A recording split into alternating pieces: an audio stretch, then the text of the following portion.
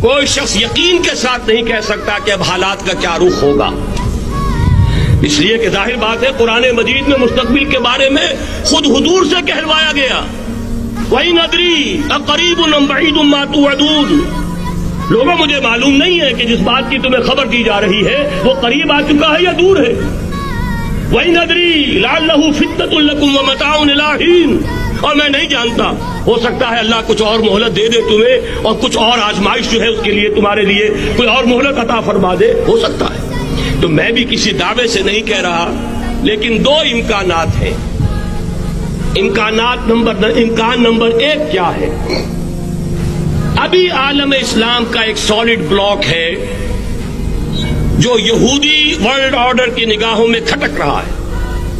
میں کھٹکتا ہوں دل یزداں میں کانٹے کی طرح، اگرچہ ان کی اسٹریٹجی کیا ہے، ایک ایک کر کے ان کے حصے بکھرے کر کے تیا پانچا کرو۔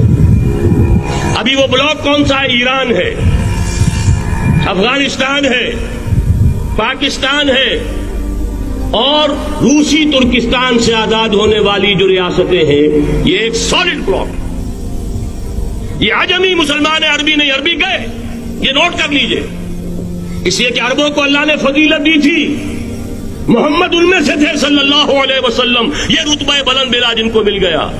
لیکن ساتھ ہی اللہ نے دھمکی بھی دے دی تھی سورہ محمد میں، ان تتولوا یستبدل قوما غیرکم، اگر تم پیٹھ دکھا دو گے اس مشن کو جو ہم نے تمہارے حوالے کیا ہے، تمہیں ہٹائیں گے، کسی اور کو لے آئیں گے۔ اور یہ بات ہو چکی ہے 13ویں صدی عیسوی میں، 1258 میں جب سقوط بغداد ہوا ہے، عربوں کے ہاتھ سے عالم اسلام کی قیادت چھین لی گئی، معذور کر دیا۔ اس کے بعد قیادت کن کے ہاتھوں میں آئی؟ ترکوں کے ہاتھ میں، ترکان تیموری ہندوستان میں، ترکان صفوی ایران میں، ترکان سلجوقی مڈل ایسٹ میں، اور ترکان عثمانی کا تو کہنا ہی کیا ہے، وہ ایشیا مائنر سے چل کر آپ کو معلوم ہے کہ مشرقی یورپ کا کتنا بڑا علاقہ، دی گریٹ آٹومان امپائر اس صدی کے آغاز تک قائم تھی۔ اس صدی میں عجیب عجیب معجزے ہوئے ہیں۔ گریٹ آٹومان امپائر جو 3 بر اعظموں پر محیط، نام و نشان ختم۔ دی گریٹ USSR، نام و نشان ختم۔ اب تو روس صاحب ایک ملک کی حیثیت سے رہ گئے۔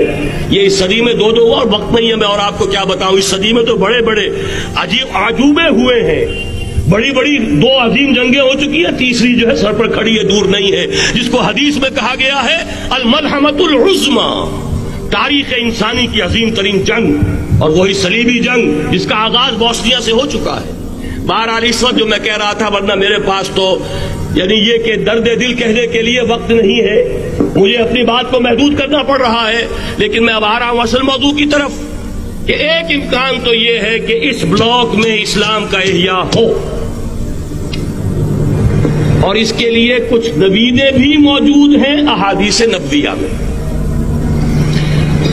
وہ تو آپ نے سنا ہوگا اقبال کا شعر، میرے عرب کو آئی ٹھنڈی ہوا جہاں سے، میرا وطن وہی ہے، میرا وطن وہی ہے۔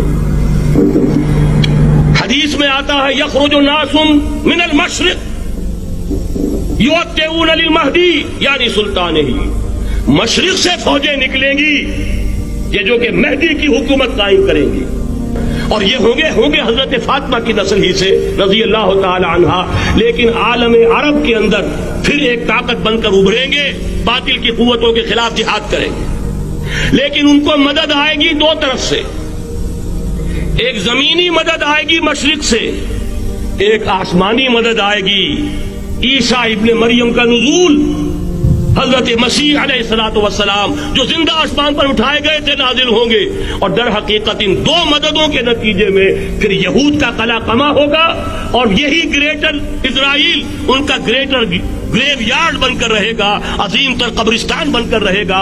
اس کی بڑی واضح حدیثیں موجود ہیں، اس کی بڑی تفصیلی خبریں موجود ہیں، یہ احادیث کی کتب کے اندر، بدقسمتی سے ہماری اس کی طرف توجہ نہیں۔